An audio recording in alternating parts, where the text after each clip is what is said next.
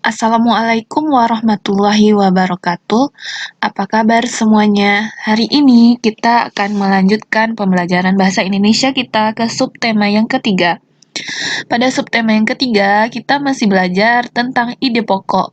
Adapun materi yang akan kita pelajari, yang pertama, kita akan mengulang bagaimana cara menentukan atau mengidentifikasi ide pokok dalam teks.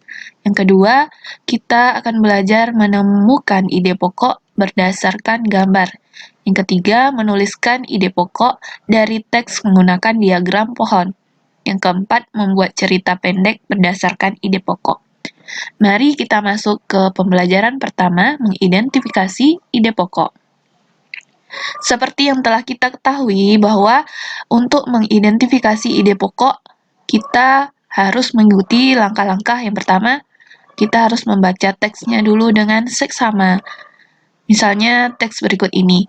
Kita lihat satu paragraf berikut ini, ada beberapa jenis burung yang tidak terbang. Misalnya burung unta dan pinguin. Kedua jenis burung tersebut tidak menggunakan sayapnya untuk terbang. Burung unta lebih sering menggunakan kaki. Seperti video yang sebelumnya, kita ketahui bahwa selanjutnya kita dari paragraf ini, dari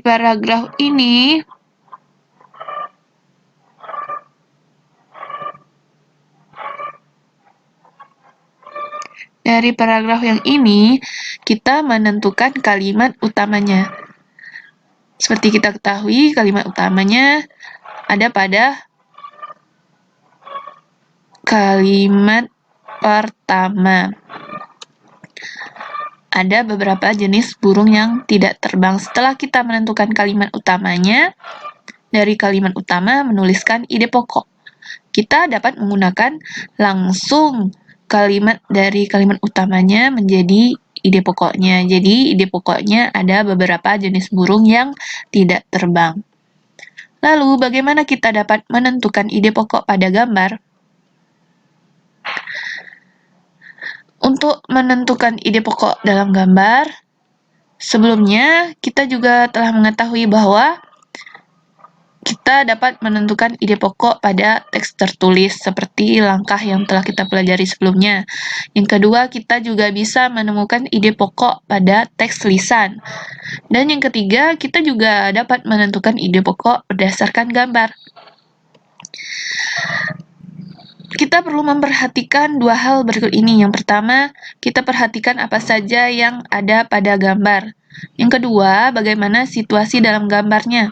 Contohnya, siapa tokoh yang ada pada gambar, di mana lokasi gambar, atau bagaimana pemandangan yang ada pada gambar. Jadi, kalau kita menentukan ide pokok pada gambar, yang harus kita perhatikan, yang pertama, perhatikan ininya dulu. Perhatikan apa saja yang ada pada gambar. Terus yang kedua, bagaimana situasi dalam gambarnya. Yang pertama, siapa contohnya, siapa tokohnya, terus di mana lokasinya, terus bagaimana pemandangan yang ada pada gambar. Contohnya sebagai berikut. Kita masuk ke contoh ya. Ada gambar 1, 2, 3. Berikut ini, kita menentukan ide pokoknya bagaimana. Yang pertama, kita lihat dulu apa saja yang ada pada gambar. Ada pohon, terus ada orang yang sedang menebang pohonnya. Terus yang kedua, ada tukang kayu yang sedang membuat kerajinan dari kayu. Dan yang ketiga, ada hasil kerajinan. Maka setelah kita ketahui, kita dapat menentukan ide pokoknya. Alternatif ide pokoknya. Kenapa dibuat alternatif ide pokok? Karena ketika kita membuat suatu cerita, ide pokok itu bisa berasal dari kita. Kita tidak harus ide pokoknya sama antara satu orang dengan yang lainnya. Misalnya yang nomor 1 ini, ide pokok dari saya buat satu pemanfaatan batang pohon. Atau yang kedua bisa jadi pohon yang telah ditebang. Ide pokok yang kedua, saya buat alternatifnya tukang kayu menggunakan batang pohon sebagai bahan kerajinan. Ide pokok yang ketiga, macam-macam bentuk hasil kerajinan dari olahan kayu. Kalian bisa buat ide pokok sesuai dengan apa yang kalian amati. Tidak harus sama seperti yang saya buat. Asalkan sesuai dengan gambar, ide pokok yang kalian buat juga diterima benar. Tidak harus sama.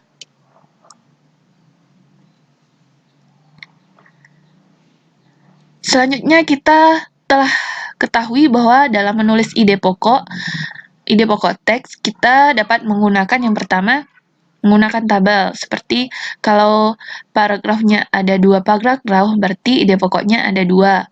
Kita ketahui bahwa setiap paragraf memiliki ide pokok yang berbeda-beda. Jadi, untuk menggunakan tabel, kita bisa membuat tabelnya dulu, tabel paragraf 1, 2, kemudian di sebelahnya ide pokok. Terus bagaimana membuat atau menulis ide pokok teks menggunakan diagram pohon. Yang kedua, menggunakan diagram pohon, kita dapat buat dalam bentuk seperti ini. Kita buat di tengahnya judul teks, terus di kotak ini kita buat ide pokok paragraf 1, paragraf 2, 3, dan 4. Atau kalian mau buat di sini 2, di sini 1, di sini 3, di sini 4 juga tidak apa-apa. Kalian bisa membuatnya dalam bentuk diagram pohon seperti ini jika tidak ingin menggunakan tabel. Selanjutnya, membuat cerita pendek berdasarkan ide pokok. Cerita pendek atau disebut cerpen merupakan cerita yang terdiri atas kurang lebih 10.000 kata. Jadi cerpen itu pendek. Tidak sampai berhalaman-halaman seperti novel. Cerpen dikembangkan berdasarkan peta pikiran atau ide pokok yang telah penulis buat. Jadi, kita ingat di sini bahwa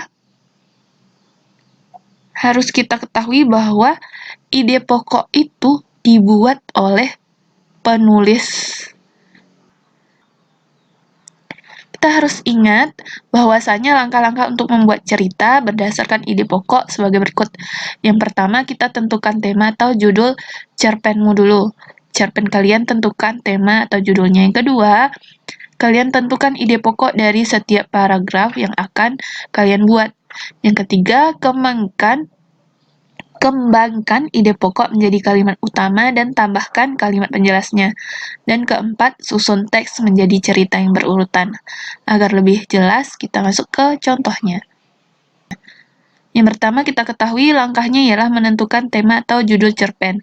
Di sini saya buat temanya sekolah. Terus judulnya teman baru.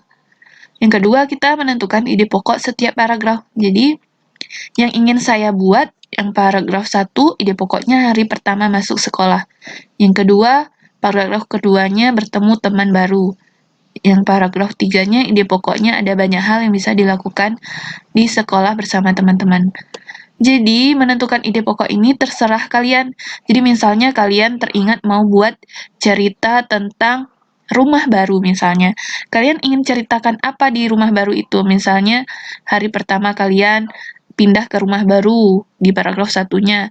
Atau paragraf 2. Selanjutnya, paragraf 2-nya kalian mau buat lingkungan, ide pokoknya lingkungan di sekitar rumah baru. Dan paragraf 3-nya kalian bisa buat masyarakat di lingkungan rumah baru kalian. Terserah kalian. Jadi ide pokok itu apa yang menjadi dasar kalian membuat cerita itu. Apa yang ingin kalian sampaikan dalam cerita itu. Inti yang ingin kalian sampaikan di dalam cerita tersebut. Jadi setelah kalian menentukan ide pokok setiap paragraf, kemudian kalian kembangkan ide pokok tersebut menjadi kalimat utama dan menambahkan kalimat penjelasnya. Terus yang keempat, menyusun teks menjadi cerita yang berurutan. Kalau sudah keempat-empatnya, maka jadilah sebuah cerita pendek atau cerpen. Misalnya yang punya saya judulnya Teman Baru. Terus, ide pokok yang pertama saya masukkan ke awalnya. Hari ini adalah hari pertama masuk sekolah. Hari pertama masuk sekolah, paragraf satunya ide pokoknya ini.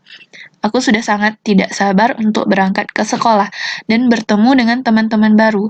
Aku bangun lebih awal dan bersiap-siap berangkat ke sekolah.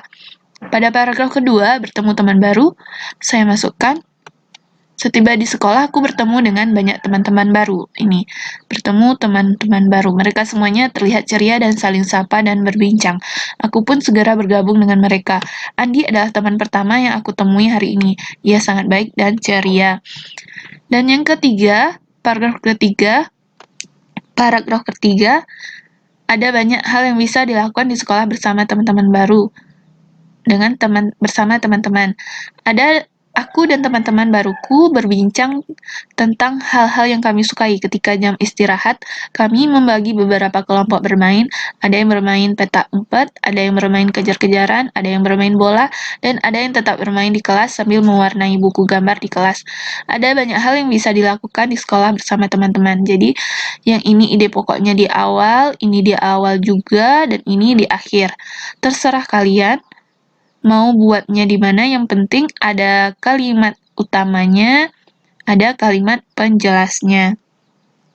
Dan kalimat utamanya jangan lupa berdasarkan ide pokoknya.